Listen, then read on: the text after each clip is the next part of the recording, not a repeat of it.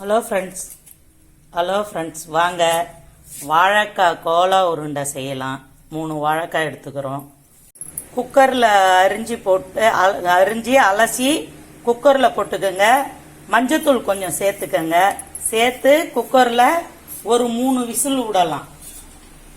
தேவையான அளவு தண்ணி ஊற்றிக்கோங்க வேக வைக்க. கோலா உருண்டை செய்யறதுக்கு வெங்காயத்தை அரிஞ்சு வச்சுக்கோங்க. பச்சை மிளகா, காஞ்ச மிளகா, தேங்காய் திருவி வச்சுக்கிறோம். பூண்டு, கருவேப்பிலை, சோம்பு, பொட்டுக்கடலை. ஒரு 2 விசில் விட்டு எடுத்துக்கோங்க. கொஞ்சமாக எண்ணெய் சேர்த்துக்கோங்க. வெங்காயத்தை வதக்கிக்கலாம். சின்ன வெங்காயம் தான் சின்ன வெங்காயத்தில் செய்யுங்க. எங்ககிட்ட சின்ன வெங்காயம் இல்லை, அதனால நாங்கள் பெரிய வெங்காயத்தில் செய்கிறோம்.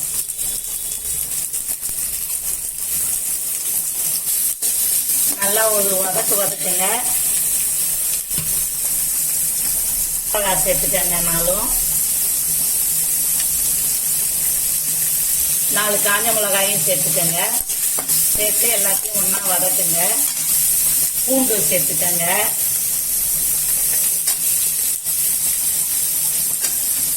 சேர்த்து வதக்குங்க. கருவேப்பிலையும் சேர்த்துக்கங்க. அது கூடயே நல்லா வதங்கட்டும். எல்லாம்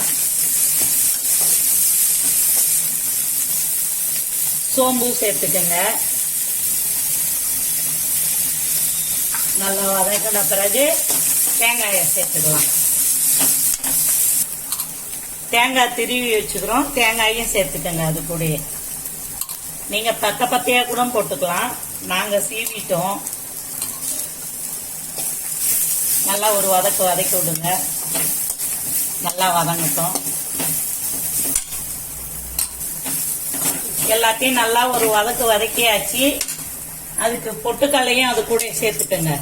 சேர்த்து எல்லாத்தையும் ஒரு கிளறி விடுங்க. கிளறி விட்டு ஆறட்டுன்னு மிக்சியில போட்டு அரைச்சின்னு வரலாம்.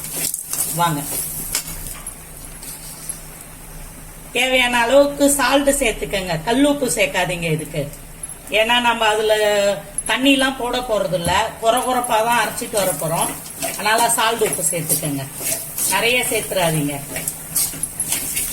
இந்த வதக்கின மசாலாவே அவ்வளோ ஒரு வாசனையா டேஸ்டா இருக்குதுங்க. ஆறட்டன்னு அரைச்சிக்கலாம். குக்கரில் ஆவி விசில் விட்டு எடுத்தாச்சு. நல்லா வாழைக்காய் வெந்துடுச்சு. எடுத்து போட்டு ஆறட்டன்னு தோலை உரிச்சிட்டு பிசைஞ்சிக்கங்க.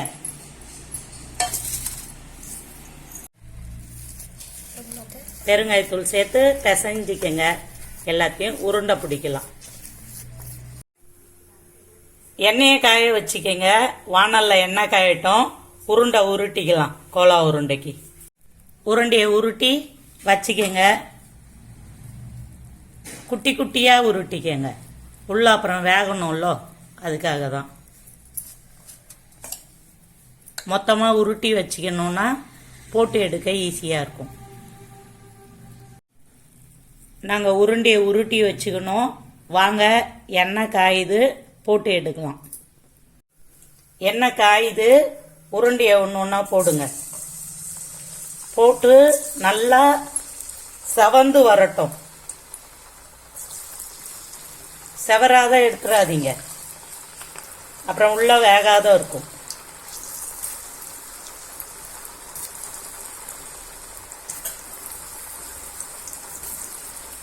கோலா உருண்டை செய்யறது ஈஸி தான்.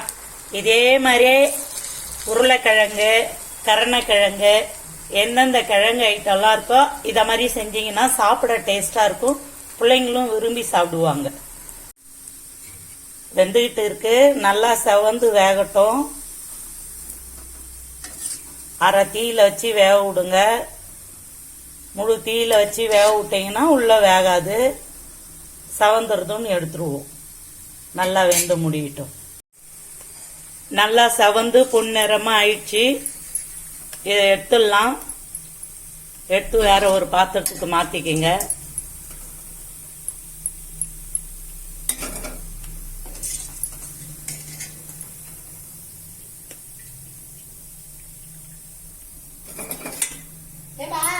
அடுத்தது அதை மாதிரியே போட்டுருங்க.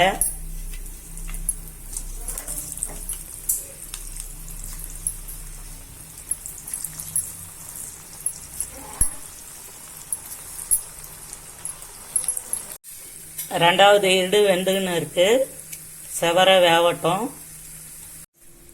வாங்க, கோலா உருண்டை ரெடி ஆயிடுச்சு. வாழைக்காய் கோலா உருண்டை நெக்ஸ்ட் வீடியோவில் பார்க்கலாம். சாப்பிட்லாம் வாங்க. இது டொமேட்டோ சாஸ், நாங்கள் வீட்டிலேயே செஞ்ச டொமேட்டோ சாஸ்.